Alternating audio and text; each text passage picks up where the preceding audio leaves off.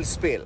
Nililinis sa Davao Samal o Davsam Port sa Davao City. Naglagay ang Coast Guard ng oil spill boom at oil pads para pigilan ang pagkalat ng tinatayang 200 cubic meters sa langis. Iniimbestigahan pa kung saan nanggaling ang mga oil sludge.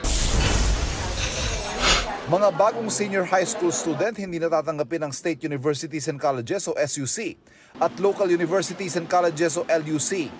Ayon sa Commission on Higher Education, tapos na kasi ang transition period ng K-12 na nagsimula noong 2016. Dahil sa K-12, nadagdagan ng 2 taon ng high school at kinailangan ng mas maraming classroom at guro. Pinunan niya ng mga SUC at LUC na nabakante dahil walang bagong pasok na freshman. 2021 pa dapat ito itinigil pero na-extend dahil sa pandemya. Ayon sa CHED, patatapusin ng grade 12 ang mga kasalukuyan nasa grade 11. Sabi naman ng DepEd, kakayanin ng mga public school ang hindi natatanggapin sa mga SUC at LUC. May voucher program din para sa mga gusto pumasok sa private school. Bibigyan pa rin daw nila ang mga nasa SHS voucher program. Pero hindi na raw kasama sa programa ang mga grade 11 applicants sa mga SUC at LUC. Ivan Mayrina nagbabalita para sa GMA Integrated News. Mga kapuso, alamin ang State of the Nation.